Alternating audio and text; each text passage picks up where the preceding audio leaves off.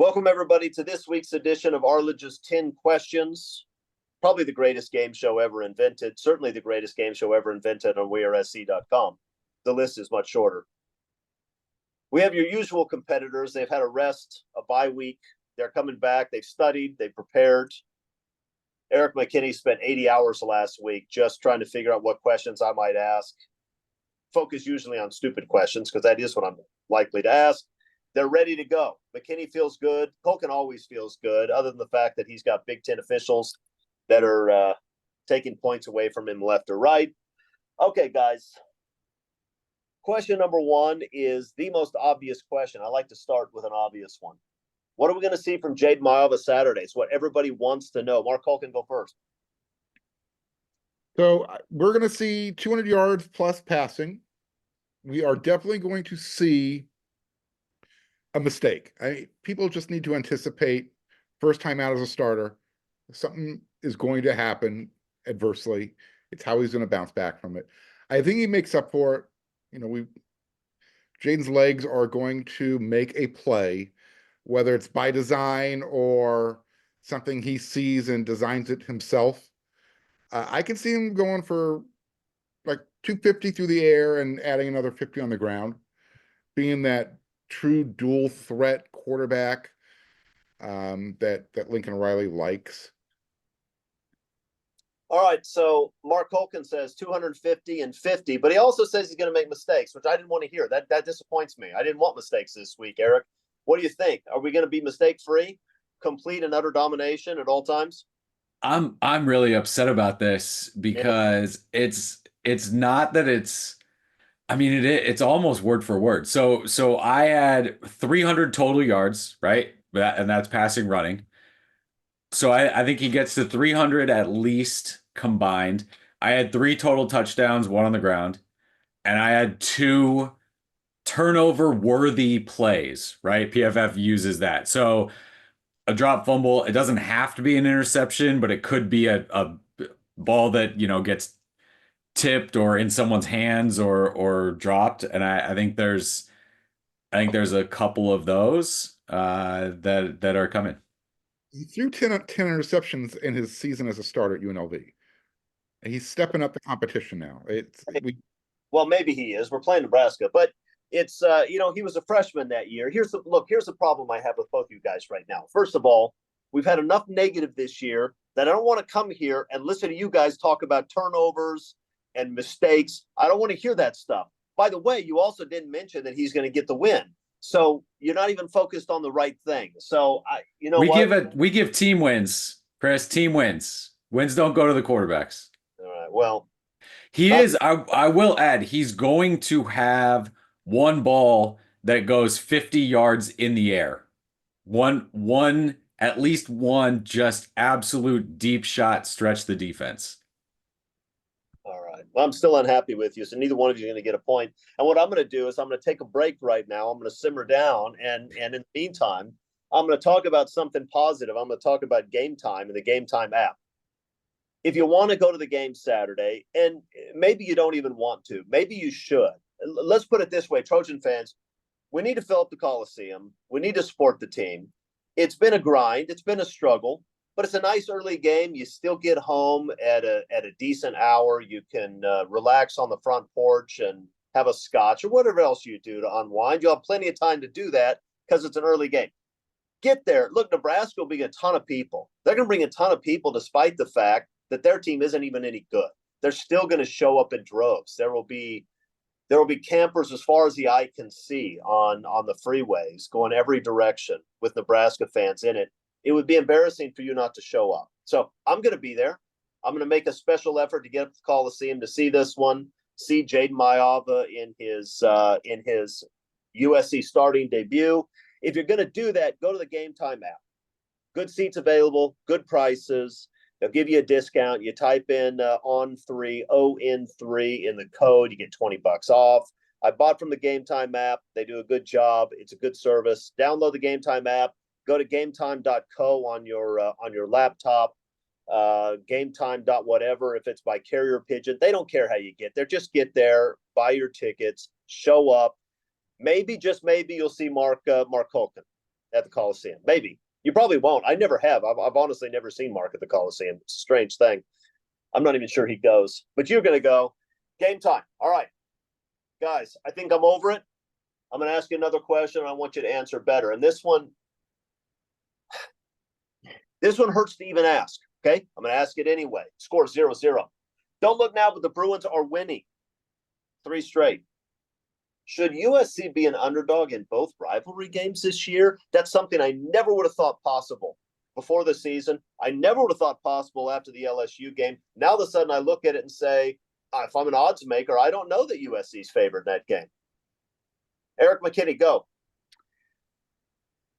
So, look, the answer is you have to punt until after this week when you see what USC does against Nebraska with Maiava, and then UCLA's got kind of a tough road game at Washington. But I know you're not gonna want that.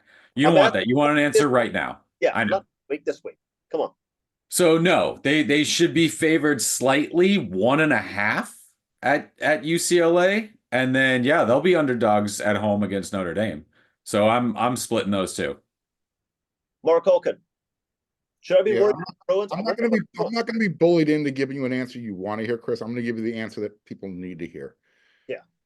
USC should be the underdog in both rivalry games. Oh, ouch. That hurts so much to hear. Yeah. I know it hurt. I hate saying it. But the fact is, UCLA's won 3 games in a row. UCLA has more conference wins than USC. Okay? I mean, if you don't think that sucks, I don't know what does suck, but that sucks a lot. I do think that sucks, Mark. What do you mean if I don't think that sucks? Obviously. The fact that Iowa nearly beat UCLA at the Rose Bowl with their 5th-string quarterback tells me that USC is going to have some trouble. I don't know why, but UCLA plays defense. They are tough. They're physical. And as far as being the underdog against Notre Dame, I could care less. In fact, I hope USC is the underdog, because then when they beat Notre Dame, we don't have to watch them celebrate on the SC logo at midfield, knock them out of the playoffs. It'll mean a little bit more that the underdog Trojans kept the Fighting Irish from getting to the promised land. All right, so Mark Holken says underdog to both. Yeah, but he also says he doesn't care about the Notre Dame rivalry and wants to cancel it, which he has been adamant about for months. There was nowhere was that insinuated. Don't go close games to Stanford, which always, I mean, anytime we start to talk about this, that answer irritates me. I want to take off a point every week. UCLA's not very good, but you knew that already. They are playing better. And even a UCLA team that's not very good always plays better against USC. I mean, we've all been watching USC UCLA games for a very long time. I've been watching them for at least 40 years, maybe even a few more than that. The number of times when just lousy UCLA teams play way above their heads, I'm worried about that game. I think USC beats Nebraska this week. It'll be close. I think they do it, but I gotta say, that UCLA game scares me more and more every week, and it's not because I think UCLA's amazing. I still think they're garbage. I think if you put them out there against Mater Dei, they still lose by 10. But I don't know.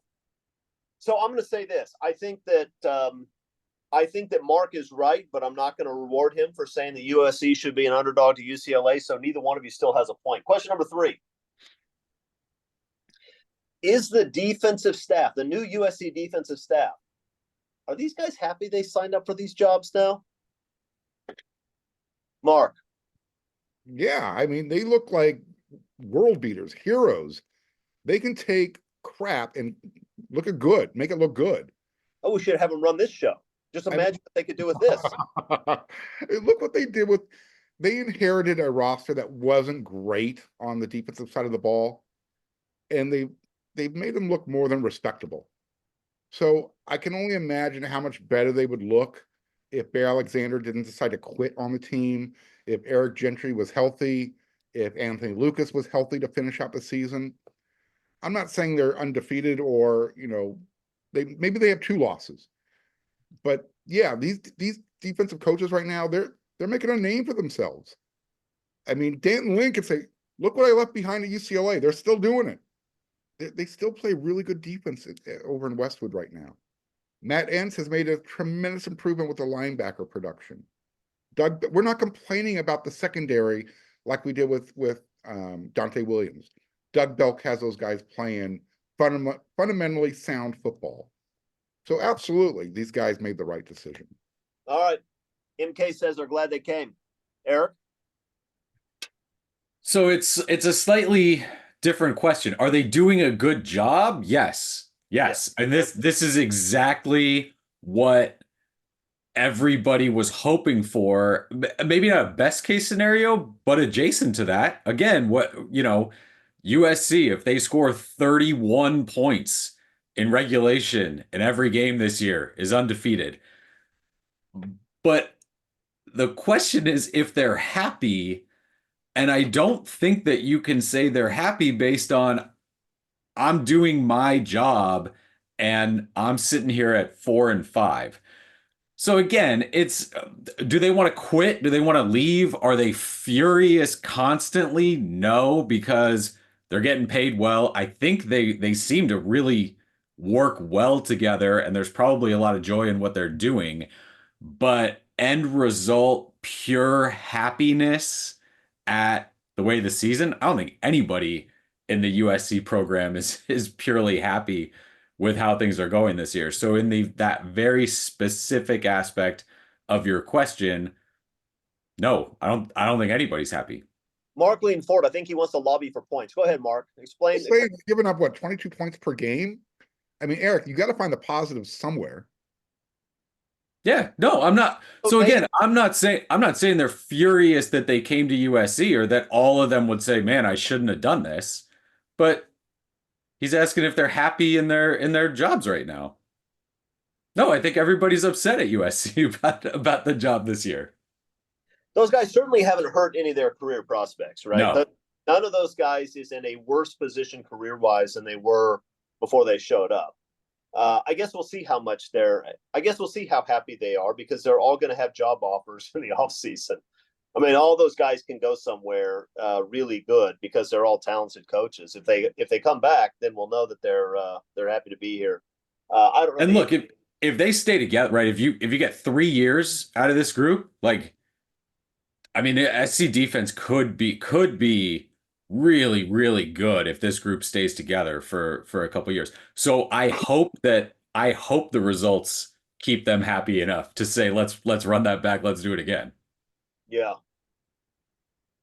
Yeah. I just liked Mark taking a shot at Eric for being too negative. That I enjoyed that. So Mark, you get a point. Good job. It's 1-0. All right. Now listen, if I would have told you 3 years ago that Lane Kiffin, Steve Sarkisian, and Clay Helton would all have a better record this year than Lincoln Riley, how would you have responded? Eric McKinney?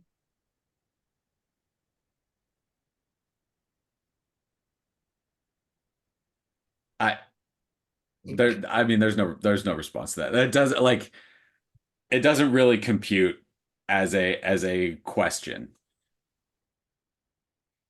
Okay. Mark, do you have a response? Because if you have a response, you're going to go up 2-0. He didn't. I would be concerned that maybe you were using crack, and I might call you a crackhead. I'm not, but yes. I mean, that would be that's pretty far out there. But look what's happened. So maybe. Okay. Mark accuses me of being a crackhead. 2-0 Mark. All right. Question number 5. Is Oregon setting up the most spectacular, most beautiful flame out in the history of college football, or is the potential disaster of an Oregon Ducks national title actually going to come to reality? Mark Holkin, please make me feel good about my life. Go. Go from your lips to God's ears on that first part, because I'll tell you what, I don't think the world is ready for Oregon fan with something to feel proud about. I mean, if they're living vicariously through a national championship, I'm not sure the world is ready for that. So yeah, I'm hoping that they flame out big time in the playoffs. Well, of course you're hoping they do, but are they going to? I need a prediction now. Come on. Yes. Yes. I need to grab onto something to get me through the postseason. So yes. Eric McKinney, are you going to be pro Duck here? Or are you going to be are you going to be Phil Knight's ambassador on this program or what? Look, the field is the safest bet with these top 10, 12, 15 teams. There is no team where you say, boy, that's it. That's the team. That being said, and because I'm going to enjoy the reaction and I've got my shovel here to keep digging, yeah, it's them. That's the year. Just give me the point, Chris. You get 2 points, Mark. You're up 4-0. I don't. Here's the thing. Not only is Oregon going to lose in their first playoff game, but they're going to lose because Dan Lanning's going to go for it on 4th and 4 from his own 26-yard line, and they're going to lose because of that. It's going to be a Dan Lanning flameout, and it's going to be spectacular. I'm very excited for it. You guys think that I'm upset because Oregon's winning. I'm not. I want their fans to get pumped up. I want them to get excited, and then I want their whole world to come crashing down on top of their pot-smoking heads. That's what I want, and I think it's going to happen. All right, 4-0 Mark. Eric, you're playing terribly today. Who is the best USC player currently in the NFL? Eric? Amon-Ra. It's a good answer. Mark, you have a better answer? It's a really good answer. It's the answer I had. Okay. But I'll take someone else on the field right now, and I think his projection is going to be NFL All-Pro. Maybe not this year, but Kalen Bullock is having a hell of a season right now playing defensive back for the Houston Texans. Yeah. But yeah. I think Amon-Ra right now is the correct answer. Okay, so you agree that Eric's answer is the right one. Eric gets a point. 4-1. Should we apologize collectively right now as a group to Pac-12 officials? I mean, should we? We've been bad talking those guys for years, and now all of a sudden you look around and you say, I don't know, those guys weren't terrible. I mean, maybe we're not saying that, but certainly, maybe they're not as bad as we thought they were. I don't know. Mark, should we apologize to the Pac-12 officials? No. Apologize. First of all, apologizing is a sign of weakness, and second of all, a lot of those guys came over to the big conference. They just took their virus and infected this group, and just took it to a whole nother level. So 2.0 of crap is what they are. Okay. Eric? No, they were as bad as we said they were. Again, it's what I said forever and ever. The Pac-12 had a branding image issue more than an officiating issue. The officiating issues in the Big Ten and the SEC and all those conferences were just as bad, but it got to be glossed over because, well, we love football more than you. You play football at 11 o'clock at night, and the whole thing is a joke, and that was allowed to kind of be created. And honestly, people on the West Coast push that a lot too. But it's always been bad. It's been bad everywhere. You go back and look at worst calls of the SEC from 2010 to 2020. There's plenty of stuff out there. Officials should not be apologized to. And I will say it's hard. It's hard. It feels like they're being asked to do a lot as things spread out, as guys get faster, as there's more, what is targeting? What is this? How do we protect players? Like there are more quick decisions to be made, and it's harder. And the result is there are worse calls week to week. Yeah, it sounds like you're sticking up for them, Eric. I was going to say, no, screw those guys. But it is true that the other conferences seem bad. I'll give this though: the Big Ten officials, when they're not doing crazy things like overruling plays on instant replay that can't ever be overruled, they do let the guys play. I prefer that to what you saw in the Pac-12, where there was a flag on every stupid play. So no, I still hate the Pac-12 officials. I hate all of them. Mark, what were you saying before I cut you off? I was just going to have you remind everybody who the head of officials are and her resume and why they suck as much as they do. I'm not going to. Don't tell me what to do. I'm in charge of this thing. Don't tell you. I was going to. Yeah, just lost a point. All right, it's 4-2. I know. It's my son was watching The Death of Stalin the other day. You guys seen this movie? That's sort of what's going on right here. Everybody has to toe the line. Otherwise, they get cheated out of their livelihoods, their life, their points. All right. How will the new football facility impact the program? Eric? Well, Lincoln Riley seems to think it will impact it greatly and positively.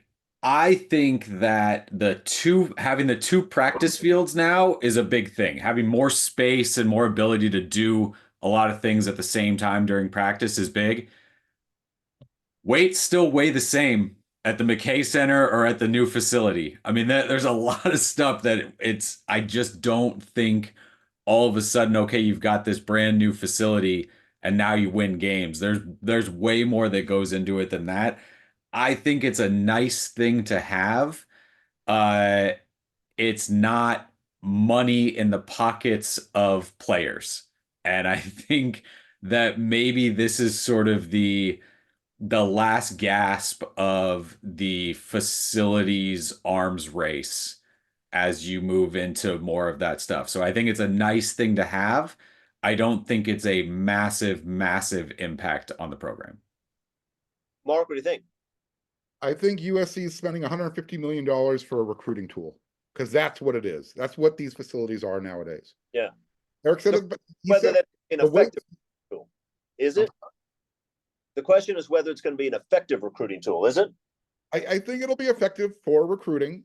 It's going to show that USC is willing to, spend money on a crib, so to speak, to kind of flash to all these young recruits. Hey, look, we spent all this money. Look what you get to work out in.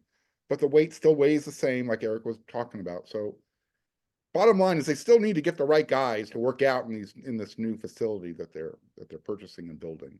Yeah, I think it'll be a useful tool for recruiting. That's it. they changed the plans to make the new facility $50 million cheaper and just distribute that to the top recruits in the nation over the next 4 years. And that would probably get you more wins. Okay. Mark liked one of Eric's lines, so Eric gets point 4-3. Okay. How will Carol Folt's retirement impact the USC football program? Mark? It won't, unless Pete Carroll's taken over her job. So, let's hope. And look, I can't see the USC trustees finding another president that does not care about football, USC's lifeblood, who they are. So it doesn't matter. Step down.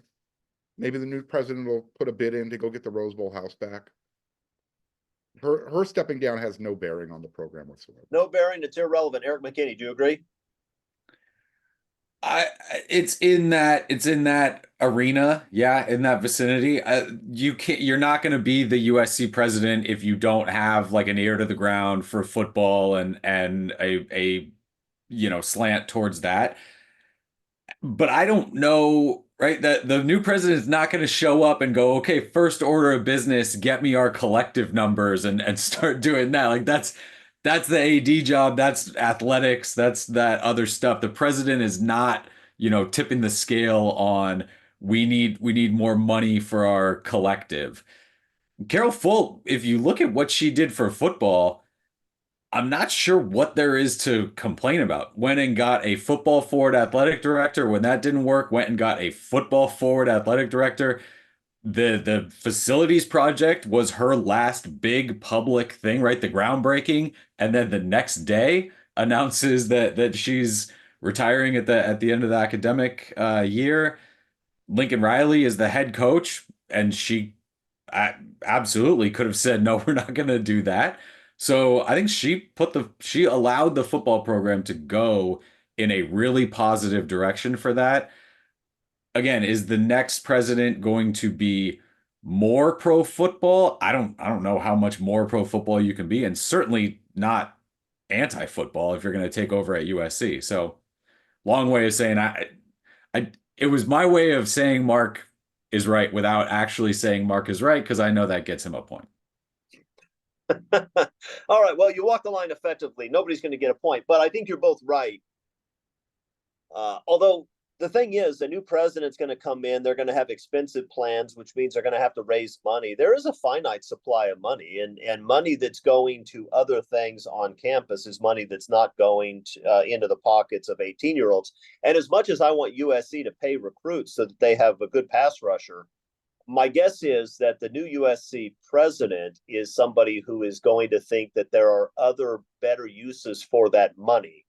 And unlike in Oregon, where Phil Knight essentially owns the university, USC's billionaires don't own USC, and none of them seem to be as excited about football as Phil Knight, and they're probably going to be courted for other expensive programs. So I don't think it's going to get better than Carol Folt for USC.